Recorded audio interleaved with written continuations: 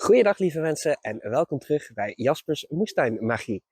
Het is ondertussen november, alweer bijna december. De tijd gaat hartstikke snel, terwijl de moestuin stil lijkt te staan. Maar er is nog meer dan genoeg om te doen. Laten we beginnen.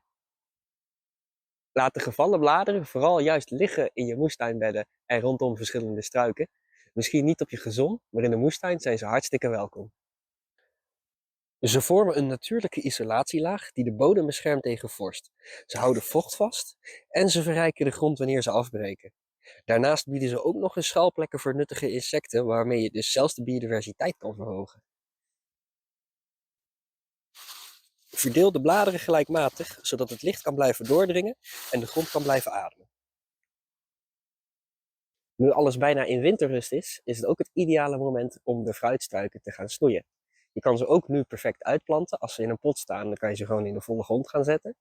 Maar de fruitstruiken snoeien, dat kan eigenlijk gewoon de hele tijd dat ze in winterrust zijn. Dus dat kan nog tot aan het voorjaar.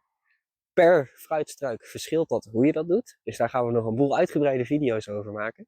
Maar het snoeien kan in ieder geval nu alvast gebeuren. De wintermaanden zijn ook perfect om verschillende bladgroentes die goed tegen de kou kunnen te zaaien. Zo is bijvoorbeeld veldsla en spinazie een mooi voorbeeld van planten die goed tegen kou kunnen. Die kan je nu dus perfect zaaien. Zolang het nog niet vriest kunnen ze de grond in en ontkiemen. Als het wel gaat vriezen moet je ze wel even beschermen, bijvoorbeeld met een laagje mulch of met een vliesdoek. En op die manier kan je de hele winter door gewoon lekker bladgroentes eten.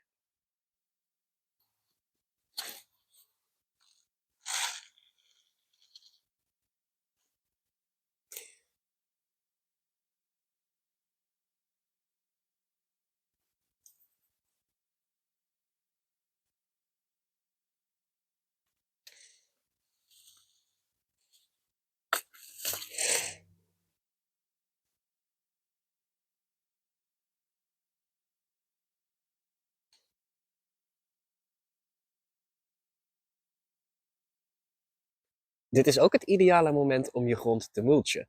Hiermee bouw je een soort beschermlaagje op voor de bodem, zodat die minder snel uitdroogt.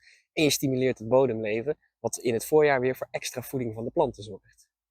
Het is hiervoor belangrijk dat je gewoon een klein laagje organisch materiaal op de bodem legt. Bijvoorbeeld zelfgemaakte compost, stro, bladeren, afgemaaid gras. Ja, eigenlijk alle vormen van organisch materiaal kan je gebruiken. Leg gewoon een dun laagje neer en ja, dat is alles.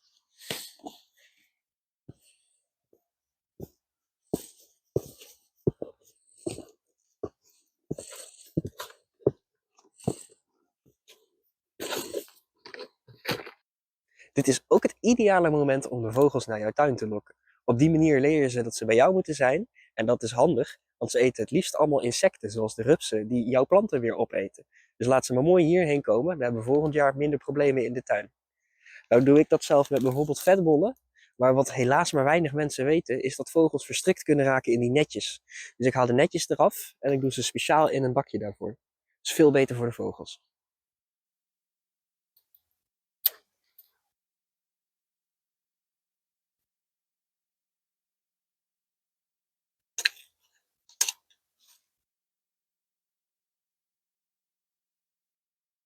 Met deze 5 tips zorg je ervoor dat jouw tuin juist een voorsprong krijgt dankzij de winter. Als jullie zelf nog tips hebben, dan hoor ik dat heel graag in de opmerkingen. Wil je zelf in de toekomst nog meer tips horen, dan zou ik zeggen abonneer je op mijn kanaal. Hartstikke bedankt voor het kijken en hopelijk tot de volgende keer.